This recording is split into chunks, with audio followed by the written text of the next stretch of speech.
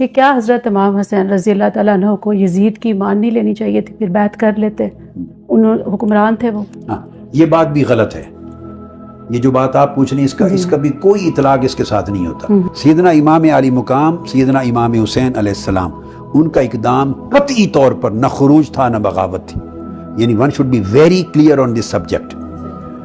یاد رکھ لیں، بغاوت میں نے آپ کو شرائط بیان کر دی۔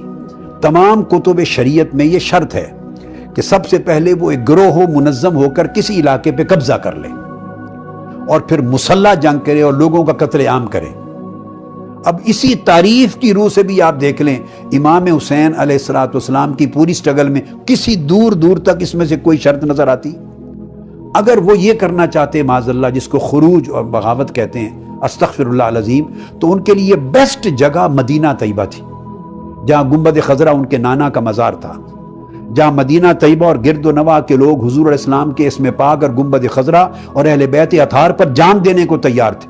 وہ کیا کرتے؟ وہ 1000-2000 جوان اکٹھے کر کے مسلح مدینہ طیبہ پہ اب قبضہ کر لیتے، اس کو چھوٹی سٹیٹ ڈکلیئر کر لیتے اور خود اس کے امیر اور سربراہ بن جاتے۔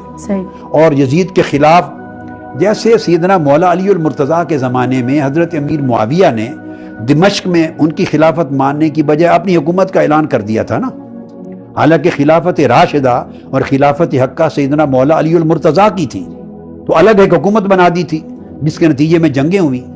تو مولا سیدنا امام حسین علیہ السلام اگر اس راستے پر چلنا چاہتے، بغاوت اور خروج کے راستے پر، تو ان کے لیے تو بہترین آپشن تھا کہ پورے مدینے کو ایک اسلامک سٹیٹ جو خلافت راشدہ کے اندر تسلسل چلا آ رہا تھا سوائے کوفے کے چند سالوں کے، ڈکلیئر کرتے اور اس کے امیر بن جاتے اور لوگوں سے بیعت لے لیتے مدینہ میں۔ انہیں تو دمشق اور کوفہ جانے کی ضرورت ہی نہیں تھی، یہ بیسٹ سیف اور سیکیور جگہ تھی ان کی۔ انہوں نے یہ نہیں کیا، روانہ ہو گئے حج پر۔ نمبر 2، کوئی مسلح گروہ نہیں کریٹ کیا۔ 2-4-5 ہزار جوان جو عقیدت مند اور غلام تھے حضور علیہ السلام کے اور اہل بیت اطہار کے محبت کرنے والے، وہی مسلح لے لیتے۔ آپ نے تو ایک شخص بھی تلوار والا ساتھ نہیں لیا قوم میں سے، تو مسلح بھی نہ ہوئے، قبضہ بھی نہ کیا اور قتل عام بھی نہ کیا کسی کا، اور صرف اپنے خانوادہ یا اہل بیت کو لے کے چلے۔ اب جو معاذ اللہ جنگ کرنے کے لیے اگر جانے کا ارادہ ہو تو وہ سیدہ زینب کو ساتھ لے کے جائے گا، سیدہ رقیہ کو لے کے جائے گا، سیدہ ام کلثوم کو لے کے جائے گا، سیدہ سکینہ کو لے کے جائے گا، علی اصغر کو لے کے جائے گا۔ وہ تو چھوٹے چھوٹے شہزادے شہزادیاں پورا خاندان لے کے گئے، تو ان کا چلنا اور ان کا اہتمام اس بات کا بین ثبوت ہے کہ وہ نہ خروج تھا، نہ بغاوت تھی، نہ ارادہ جنگ تھا۔ اب پھر سوال پیدا ہوتا ہے کیا تھا؟ ان کو پے در پے خطوط آئے تھے، کم سے کم 500 طبری نے بیان کی اور 1000 کا بھی ذکر آیا ہے کوفہ سے، چونکہ اسلامی قدریں مٹ رہی تھی، اخلاقی قدریں مٹ رہی تھی۔ وہ اسلامک آرڈر جو آقا علیہ السلام نے دیا اور خلفائے راشدین کے دور میں امپلیمنٹ رہا، جس میں شریعت اسلامیہ کی حدود کی پاسداری تھی، عدل تھا، انصاف تھا، شرافت تھی اور اسلام کے تمام ایک نظام کی خوبیاں تھیں، وہ ساری پامال ہو رہی تھی۔ شراب کو یزید نے حلال ڈکلیئر کر دیا تھا، وہ شرابی نہیں تھا صرف، بلکہ شراب کو حلال سمجھتا تھا۔ اور اس کے کریکٹر کا عالم یہ دیکھیے کہ واقعہ کربلا کے بعد جب اسے رسپونڈ ملا، ریوولٹ ہوا، تو اس نے کعبۃ اللہ پر حملہ کر دیا۔ تو کعبۃ اللہ پہ حملہ کر کے کعبۃ اللہ کو جلا دینے والا شخص وہ کہاں کا مسلمان ہو سکتا ہے؟ اس نے مدینہ طیبہ پر حملہ کیا اور 3 دن تک حکم دیا فوج کو کہ تمہارے اوپر مدینہ حلال ہے، یہ لفظ ہے، مباح ہے، اور ہزاروں صحابہ اور تابعین کو اور صحابیات کو شہید کیا۔ اور 3 دن تک مسجد نبوی میں روضہ رسول پر اپنے گھوڑے اور خچر باندھے، اور 3 دن تک نمازیں معطل ہو گئیں اور اذانیں معطل ہو گئیں۔ یہ اس کا کریکٹر تھا، اس کو کفر بوا کہتے ہیں۔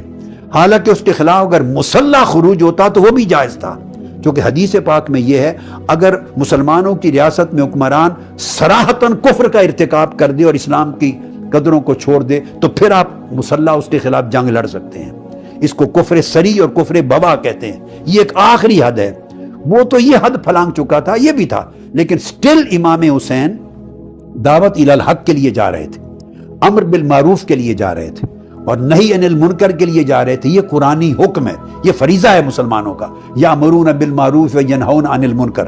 اور پرامن طریقے سے خانوادہ لے کے جا رہے تھے جو کہ وہاں رہے تھے، شناسہ تھے، اور وہاں جا کے پھر رائے عامہ ہموار کرتے، لوگوں کو تعلیم دیتے، شعور بیدار کرتے، اسلامی قدروں کو ڈیولپ کرتے۔ ان کی سٹرگل پوری پرامن تھی، یزید نہیں چاہتا تھا کہ یہ پرامن سٹرگل اور پرامن آواز آگے بڑھے، اس نے پھر عبید اللہ بن زیاد کے سپرد کر کے آپ کو راستے میں گھیرا اور پھر میدان کربلا میں لا کے آپ کے اوپر حملہ کرایا، اور آپ نے پھر اپنی جان اور بچوں کی جان میں ڈیفنس میں جنگ لڑی اور شہید